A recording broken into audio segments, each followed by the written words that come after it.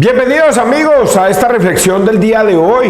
Como siempre, un saludo fraterno y cordial a todos los que me ven y me siguen a través de las redes sociales.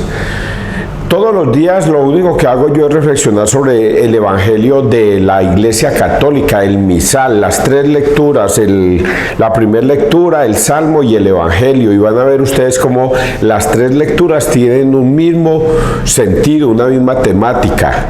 Eso es lo que yo reflexiono todos los días, porque yo soy católico, de la Iglesia Católica. Ayer estuve por allá en Anserma Nuevo y escuchaba en las entrevistas que yo hacía a una parejita y decían ellos, llevamos 15 años de casados, y dije, ve, qué felicitaciones, y están casados por la Iglesia Católica. No, nosotros somos cristianos. Y yo les dije, y bueno, yo no les dije nada porque pues uno debe ser respetuoso, y ellos se veían felices y toda la cosa, pero de por dentro de mí decía yo, por Dios bendito, cómo esta dama vive en concubinato con este caballero, llevan 15 años fornicando y no se dan cuenta y creen que Dios los ha bendecido, cuando los únicos que pueden bendecir un hogar, una pareja, es un sacerdote de la Iglesia Católica, que es ungido con la imposición de las manos. Y si no es bendecido por un sacerdote y quien nos ha casado es un pastor mentiroso, que realmente no tenía ninguna autoridad ante Dios para unir parejas. Y él cree, ese pastor se creía que tiene ese poder, engañando a esa parejita, haciéndoles creer que ellos tenían poder. Hoy vamos a reflexionar sobre algo muy, yo no sabría cómo decirlo, parecido. Nosotros somos muy aferrados a este mundo, muy aferrados al mundo. Definitivamente lo que más nos preocupa a nosotros todos es poseer ganancias en este mundo para sostenernos en el mundo, y poco le ponemos atención al mundo espiritual, muy poco. Prácticamente vivimos aferrados a lo que tenemos, a lo que necesitamos tener, y todos los días nos levantamos a buscar y qué tener. Y ahí le decía yo estos días a un compañero mío, digo yo, una persona del pueblo de la Unión, pero pues que me lo encontré, yo le dije, ole, ¿cómo me recuerdas tú que mantenías tanto con la esposa de don Luis Grajales, que era un dueño de las empresas Grajales? Y ella, yo veía que eso se afanaba por trabajar, y llegaba la noche y ella por ahí metida en esos cultivos, cultivando, y eso era todos los días, cultive. Y yo me imagino que hasta bien grosera sería. César, grosera, Ave María, si era grosera esa señora. Y mire, terminó muerta. ¿En dónde le quedó tanto afán por tener y poseer? ¿En dónde le quedó ese deseo de tener tierras y cultivarlas y cosechar y volver a sembrar para cultivarlas y volver a cosechar? Y mire, llegó un día en que le dio un infarto y ahí quedó las carreras de ella y la casa quedó ahí. No, nada se pudo llevar. Pues bien, esa es nuestra condición de vida de todos nosotros. Por eso el Evangelio de hoy va a ser muy enriquecedor, porque de eso es que voy a reflexionar en el día de hoy. O sea que esto va para ustedes y va para mí, porque como yo dije nosotros, quiere decir que son ustedes y yo. Vamos a persignarnos, muchachos, en el nombre del Padre, del Hijo, del Espíritu Santo. Amén. Ojalá me estén escuchando los condiciones a tener mucha plata, o a los ricos. Ojalá me estén escuchando personas que tengan mucha plata. Me estén escuchando personas que tienen ya definida su situación y todas las cosas, pero que son avariciosos. Primera lectura de Efesios, una carta a los Efesios 2, del 1 al 10. Nos ha hecho revivir con Cristo y nos ha sentado en el cielo.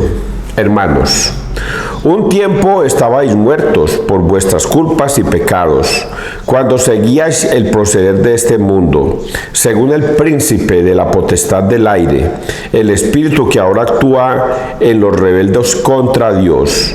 Como ellos, también nosotros vivíamos en el pasado, siguiendo las tendencias de la carne, obedeciendo los impulsos del instinto y de la imaginación, y por naturaleza estábamos destinados a la ira como los demás. Pero Dios, rico en misericordia, por el gran amor que nos amó, estando nosotros muertos por los pecados, nos ha hecho revivir con Cristo. Estáis salvados por pura gracia. Nos ha resucitado con Cristo Jesús. Nos ha sentado en el cielo con Él para revelar en los tiempos venideros la inmensa riqueza de su gracia, mediante su bondad para con nosotros en Cristo Jesús. En efecto, por gracia estáis salvados, mediante la fe. Y esto no viene de vosotros, es don de Dios. Tampoco viene de las obras para que nadie pueda presumir. Somos pues obra suya. Dios nos ha creado en Cristo Jesús para que nos dediquemos a las buenas obras que de antemano dispuso Él que practicásemos. Palabra de Dios, te alabamos a ti, Señor Jesús. Bueno, es una carta que le manda Pablo a los Efesios, diciéndoles que anteriormente, y esto lo he venido yo analizando durante todo este tiempo, todos estos días yo reflexiono mucho y digo, en el tiempo antiguo, pónganle mucha atención a lo que voy a decir, en el tiempo antiguo, o sea, Antiguo Testamento, nadie se salvaba, nadie es nadie. No porque Dios no quisiera que se salvaran, sino porque puso unas tablas, unas leyes en tablas de piedra y se las entregó a Moisés. Y le dijo, cumplan estos mandamientos y se salvarán. Pero ojo, el que falle en uno de estos 10 es como si fallara en todos los 10 mandamientos. Y por ello nadie era capaz de pasarlo. Si usted faltaba en uno, era como si fallara en los 10. Y si usted faltaba en uno, significaba que ya estaba condenado. Y así era la vida del Antiguo Testamento. Por eso el único que fue capaz de cumplir todo eso fue Jesucristo. Nadie fue capaz de más. Y entonces por eso ninguno se salvaba. Ninguno. Ni uno solo se salvaba. Entonces viene Jesucristo y da la vida por nosotros. Porque aquí voy a ponerlo ahí entre comillas, un pacto entre Dios y los hombres a través de Jesucristo. Jesucristo ve que en la raza humana hay gente buena. En la raza humana hay gente buena. Nosotros ahorita que vivimos escandalizados de ver la maldad del mundo, como por ejemplo mataron a esta niña Sofía, como un caballero de 32 años la entra a la fuerza y le mete un palazo y la niña cae muerta y después va a la casa y regresa para descuartizarla y ir a botarla. ¿Qué condición es esa, por Dios bendito, de una persona tan malvada? Pero cuando nosotros nos comparamos con esa persona, nos damos cuenta que aquí hay gente buena.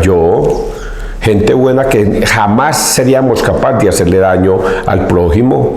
Y entonces, a pesar de esa situación, tanto él como nosotros en el tiempo pasado estábamos condenados por nuestros pecados. Y entonces acá dice, porque éramos atados a la carne. El espíritu de la carne era el que nos guiaba. Voy a leerlo para que ustedes lo vean, que así está escrito. En un tiempo estabais muertos por vuestras culpas y pecados, cuando seguíais el proceder de este mundo, según el príncipe de la potestad del aire, el espíritu que ahora actúa en los rebeldes contra Dios. ¿Quién es ese espíritu? El demonio, Satanás, que obra en nosotros para que nosotros actuemos de acuerdo a la carne y al mundo. Y entonces nos volvemos avariciosos. Nosotros ya queremos tener y poseer, pero no nos importan los demás. Dejamos de practicar la misericordia y todas estas cosas. Pero mire lo que agrega aquí. También nosotros vivíamos en el pasado siguiendo las tendencias de la carne. También nosotros, ya cuando dice también nosotros, quiere decir los que estamos en Cristo, los que estamos siguiendo en la nueva alianza. Hemos dejado el antiguo pacto y hemos entrado en el nuevo pacto, en el pacto de Cristo. Pero él dice, también nosotros los que vivimos, habiendo pasado ese umbral, también vivimos de acuerdo a la carne, obedeciendo los impulsos del instinto y de la imaginación, y por naturaleza estábamos destinados a la ira como los demás. Por naturaleza estábamos destinados a la ira, o sea, ni los del Antiguo Testamento ni los del Nuevo Testamento podíamos salvarnos porque cometíamos demasiados pecados y porque estábamos atados a las cosas de la carne. Cuando dice a las cosas de la carne, no quiere decir que solamente a la sexualidad, no, a las cosas de la carne es que nos interesa más el levantarnos a trabajar, comer, dormir, trabajar, comer, dormir y poseer dinero y riquezas, y vamos a comprarnos una finca, vamos a mejorar la casa, vamos a tener un carro, vamos a mejorar una moto, vamos a tener de todo. Eso le pasa, por ejemplo, a los que viven allá en ese pueblo donde hay tanta riqueza, en Arabia, pues, es que se me olvida esa ciudad, que viven esos jeques cargados de oro impresionante, dinero. Imaginen nosotros que lucha para ganarnos un mínimo en este pueblo, y ellos diariamente se ganan $1 millón diarios, $1 millón y hasta más. Diariamente se ganan $1 millón y hasta más, pero quieren poseer, acumular y acumular. Y mostraban, y ustedes pueden buscarlo en YouTube, a un jeque de esos que murió, que era el hombre más rico, y murió, y alrededor le pusieron los lingotes de oro, las joyas y todo, y él ahí muertico, también con coronas y joyas y revestido de joya, pero muerto, y esa cantidad de dinero alrededor y todas las cosas, pero muerto. ¿Qué se llevó ese caballero? Nada, pero tenía tanto que pudo haberle dado a los pobres y nunca se los dio, porque a ellos no les interesa ayudar a los demás, porque están atados a la carne. Estábamos destinados a la ira como los demás, pero aquí viene el pacto. Ese es el pacto que hay entre Dios y Jesucristo. ¿Cuál es ese pacto? Pero Dios, rico en misericordia, por el gran amor que nos amó, estando nosotros muertos por los pecados, nos ha hecho revivir con Cristo. Estáis salvados por pura gracia. Nos ha resucitado con Cristo Jesús y nos ha sentado en el cielo con Él, para revelar los tiempos venideros, para revelar en los tiempos venideros la inmensa riqueza de su gracia. Hasta ahí voy a leerles este pedacito. Jesucristo entrega su vida por salvarnos, pero Él no entrega su vida de una. Todos los protestantes, quiero que entiendan, porque ustedes lo han visto en las películas, en la película de Mel Gibson, que es la más cruda que he visto hasta el momento, vemos como a ese Jesucristo lo torturan de una manera impresionante cuando es juzgado y condenado a muerte. Y la tortura de Jesucristo allá amarrado es una cosa impresionante. Ustedes pueden ver la película y ver la realidad. Y dicen que esa película se asemeja mucho a la realidad que vivió Cristo. Dicen que Él se vivió de una manera agonizante, impresionante. Si a mí me metían un solo azote, yo me muero, uno solo, y a Él le metieron, ellos cuentan, 1, 2, 80, 81, y delen, golpes que con unos látigos que arrancaban hasta la carne y toda la cosa. Eso fue una agonía impresionante. Y luego levante una cruz y llévela al Gólgota. Una cosa impresionante, muchachos. Y luego que lo estiren para clavarle unos clavos en las manos y en los pies. Una agonía impresionante, muchachos. Entonces, ese sufrimiento de Jesucristo tan impresionante es lo que los protestantes no alcanzan a visualizar. Que Jesucristo no dijo, ay, me voy a morir por los pecadores del mundo y me voy a morir. No, es una agonía impresionante lo que Él hizo, ese sacrificio que Él hizo para morir en la cruz es impresionante. Y cuando la mamá le decía, se le arrimaba a consolarlo y le decía, mira madre, cómo hago que todo sea nuevo, que todas las cosas sean nuevas, gozando su cruz. Pero entonces acá viene la partecita que es la que nosotros los católicos entendemos. Pero oiga bien, nosotros los católicos entendemos, pero no es que seamos tampoco la berraquera. Tampoco es que entendamos muy bien qué es esta parte. para revelar en los tiempos venideros la inmensa riqueza de su gracia, mediante su bondad para con nosotros en Cristo Jesús. Mediante su bondad en Cristo Jesús. Él, recordando, voy a decirlo así, Él, Dios, recordando el sacrificio que hizo Abraham cuando le entregó a su hijo Isaac y lo iba a matar allá, ofreciéndolo en sacrificio. Dios dijo: en la raza humana hay gente buena, gente que me ama, a esos hay que salvarlos. Y es el pacto que hace Jesucristo.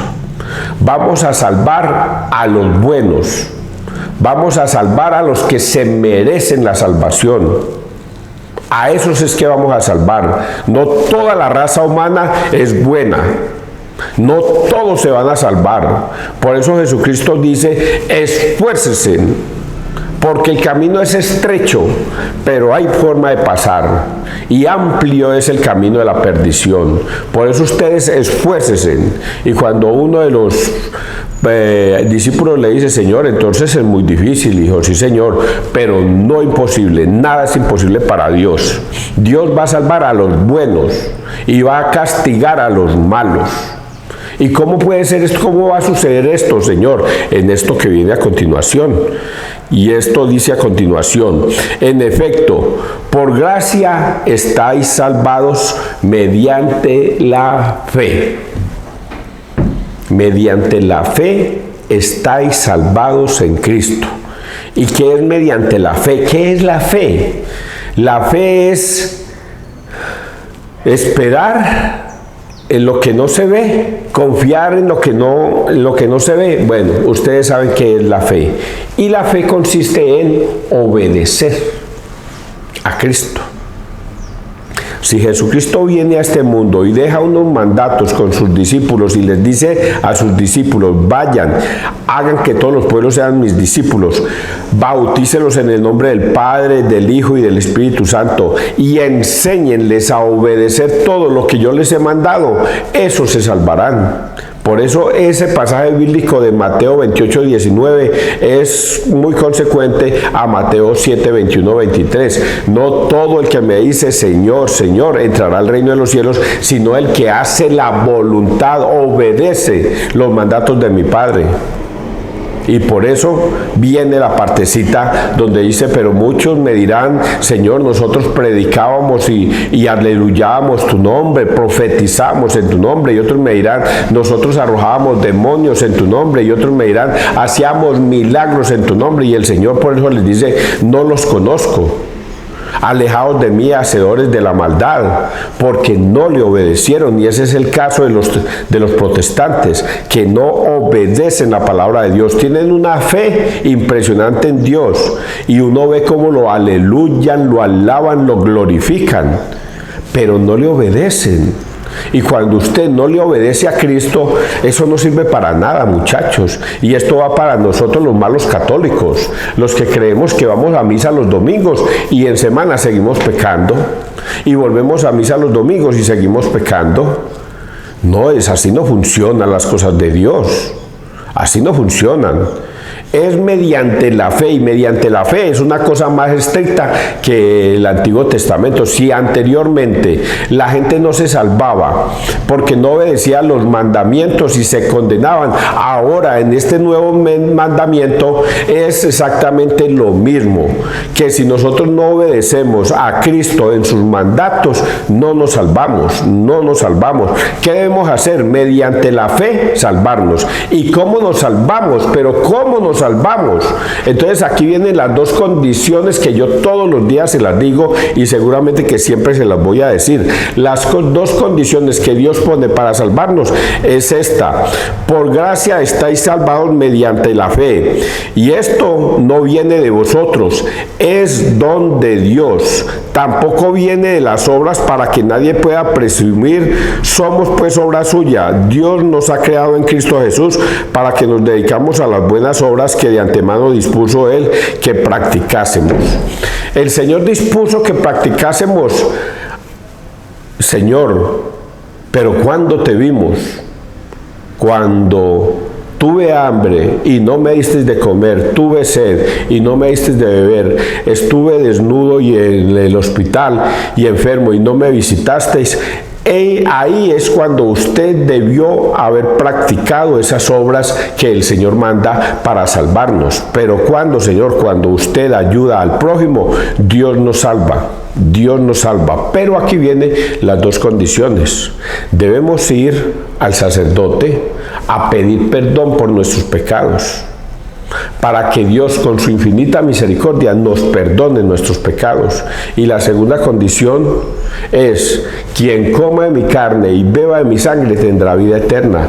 Quien no coma de mi carne ni beba de mi sangre no tendrá vida eterna. Por lo tanto, en eso consiste la obediencia de Dios, en que debemos amar al prójimo y en que debemos obedecer sus mandatos.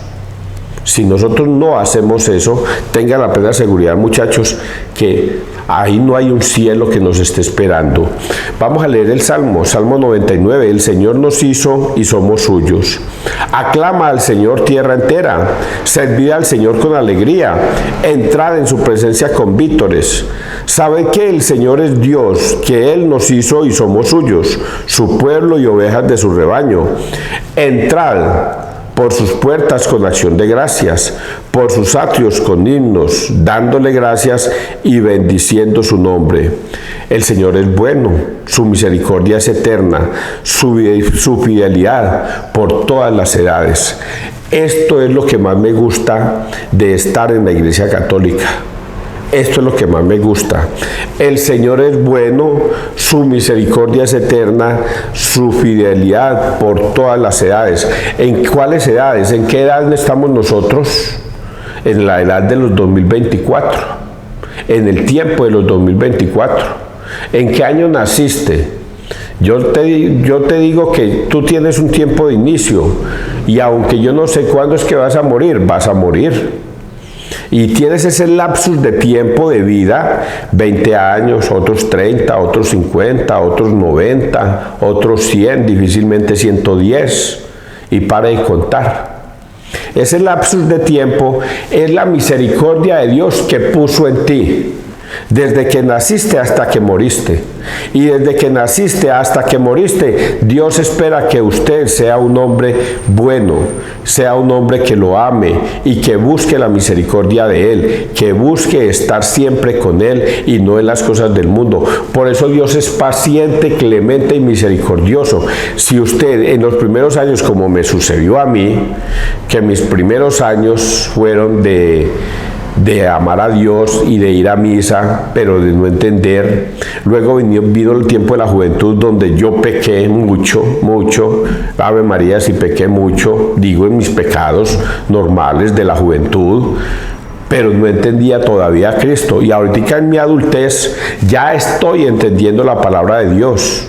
Todavía vivo en pecado por mis pecados de todos los días, porque todos los días uno peca de pensamiento, palabra, obra y omisión. Pero Dios, que es justo y misericordioso, nos perdona nuestros pecados. ¿Qué debemos hacer? Ir al sacerdote a pedir perdón por nuestros pecados. Y el sacerdote, en el nombre del Padre, del Hijo y del Espíritu Santo, nos perdona nuestros pecados. Y es así como Dios es misericordia por todas las edades y para siempre. ¿Cuál es lo terrible de esto?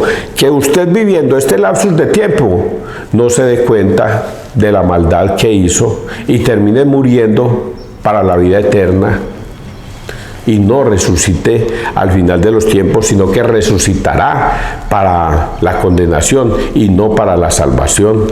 Eso es lo triste de vivir en este mundo. Y vamos a leer el Evangelio, que nos va a dar una vista grandísima de todo lo que les acabo de decir. Lucas 12, 13, 21. ¿De quién será lo que has preparado? En aquel tiempo dijo uno de entre la gente a Jesús: Maestro, dile a mi hermano que reparta conmigo la herencia. Él le dijo: Hombre, ¿quién me ha constituido juez o árbitro entre vosotros? Y les dijo: Mirad, guardaos de toda clase de codicia, pues aunque uno ande sobrado, su vida no depende de sus bienes. Y les propuso una parábola. Las tierras de un hombre rico produjeron una gran cosecha, y empezó a echar cálculos diciéndose: ¿qué haré? No tengo dónde almacenar la cosecha. Y se dijo: haré lo siguiente, derribaré los graneros y construiré unos más grandes, y almacenaré allí todo el trigo y mis bienes. Y entonces me diré a mí mismo: alma mía, tienes bienes almacenados para muchos años. Descansa, come, bebe, banquetea alegremente. Pero Dios le dijo: necio, esta noche te van a reclamar el alma, ¿y de quién será lo que has preparado? Así es el que atesora para sí y no es rico ante Dios. Palabra de Dios, gloria a ti, Señor Jesús. Pues bien, escucharon, conocen la historia. En dibujos animados tengo un video muy lindo de relatos animados donde un padre deja una herencia a sus dos hijos y les deja una buena tierra que él se la ha ganado con el sudor de su frente y se las ha dejado a sus dos hijos, el menor y el mayor. Y como el mayor queda a cargo de la herencia mientras el menor cumple la mayoría de la edad, entonces el mayor comienza a cosechar avariciosamente y el menor le pide la mitad de su fortuna, de lo que el papá le ha dejado de la herencia, y el mayor se volvió avaricioso y no le quiere dar nada. Es por ello que ese hombre va ante Jesús en este pasaje y le dice a Jesús: Señor, tengo un problema en mi casa, mi hermano se volvió avaricioso y no quiere darme lo que por derecho me pertenece, la mitad de la herencia mía. Ve tú y dile que me comparta lo que por derecho me pertenece, la mitad de la herencia. Y Jesús le llama la atención, porque esta es la gran enseñanza que hoy Dios nos da. ¿Quién me ha hecho a mí juez o repartidor de tierras? Dice Jesús. Más bien yo les digo a ustedes que no se vuelvan avariciosos en esta tierra donde nada se pueden llevar, sino que se vuelvan ricos para con Dios. Preocúpese por el reino de los cielos, no por este reinado de la tierra que ya saben que es dueño a la carne y en polvo te vas a convertir tarde que temprano, y a quién le vas a dar todo. No, preocúpese más bien por el reino de los cielos, donde la polilla, la herrumbre y el ladrón no podrán socavar. Aquí en la tierra todos sus bienes son dados a la polilla, a la herrumbre y a la pudredumbre, y el ladrón podrá socavar, pero busquen más bien tesoros en el cielo.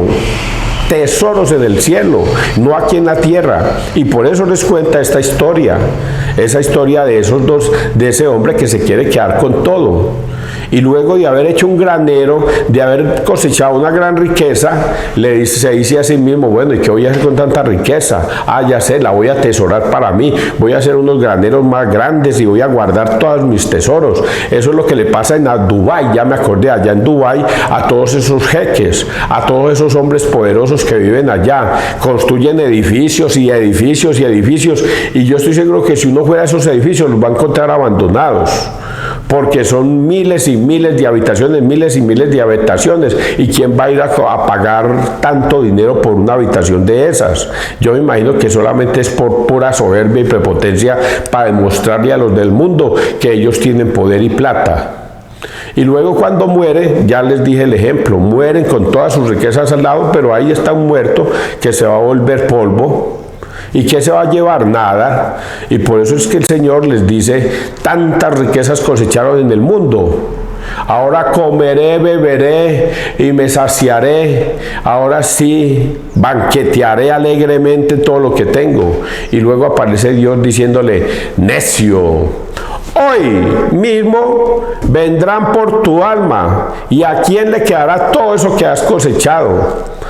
Mientras te preocupas por los tesoros en la tierra, debiste preocuparte por los tesoros del cielo, donde la herrumbre, la pudredumbre y el ladrón no podrán socavar. ¿Qué has cosechado en la tierra? Muchas riquezas. ¿Y qué has cosechado en el cielo? Nada. Y por eso está la parábola del rico Epulón, que también nos lleva a lo mismo. El rico Epulón banqueteaba y se vestía de lino, y el pobre Lázaro, mendigo, al pie de la casa de él, y no le daba ni de comer, y lo que le daba de comer los criados le mandaban a los perros para que no le tocaran ni eso, y mueren los dos. El rico, y de una se va al infierno, y Lázaro se va al cielo. Abraham consuela a Abraham en el cielo, y el pobre rico Epulón, lleno de dolores, le llama a Abraham: Abraham, dile a Lázaro que moje su punta de sus dedos y me moje los labios, porque estoy padeciendo grandes tormentos aquí donde estoy. Y Abraham le dice: hay un gran abismo, que los de acá no puedan pasar para allá y los de allá no puedan pasar para acá. Así es que lo que usted cosechó en la tierra, eso tienes acá. Eso es lo que cosechaste para el más allá. Y lo que Lázaro cosechó en la tierra, grandes males para él en su vida, ahora es consolado en el cielo. Ese es el mensaje que hoy Dios nos quiere dar, que debemos cosechar nuestra vida para el cielo. ¿Y cómo se cosecha? Mediante la fe. Y la fe es el amor al prójimo. La fe es obedecerle a Cristo en sus mandatos. Si usted no hace eso, muchachos, olvídese, papá, olvídese. Y termino con este mensaje o consejo. Si usted en estos momentos tiene a un familiar enfermito en la cama, está enfermito, agonizando, llévele en un sacerdote. Que Dios es misericordioso en todos los tiempos. Dios le puede perdonar a ese hombre todas las maldades que haya hecho en el mundo. Pero ¿qué debes hacer? Llevarle un sacerdote para que él se confiese, reciba la Eucaristía, y así podrá pasar al más allá salvo. Solo sí y solo sí, así como les digo. No, pero es que él creyó mucho en Dios, pero se confesó. No, él no se confesó porque él no creía en los sacerdotes. Él comulgó, no, él participó de la Santa Cena. Nosotros fuimos y le traímos pan y vino y le dio gracias a Dios y ya. Eso no sirve para nada, muchachos. Si no le llevan un sacerdote, si no recibe la Eucaristía sagrada de la comunión de Cristo que está en la Iglesia Católica, tenga la plena seguridad que la persona se murió y murió en pecado. ¿Que se va a salvar? Yo no puedo decirle que si se va a salvar o se va a condenar, pero sí sé que va al purgatorio, no va derechito al cielo, va mínimo al purgatorio o al infierno de acuerdo a las maldades que haya hecho, pero eso es decisión de Dios. Espero que hayan entendido esto tan bonito. Que Dios te bendiga, que Dios nos bendiga donde quiera que todos estemos.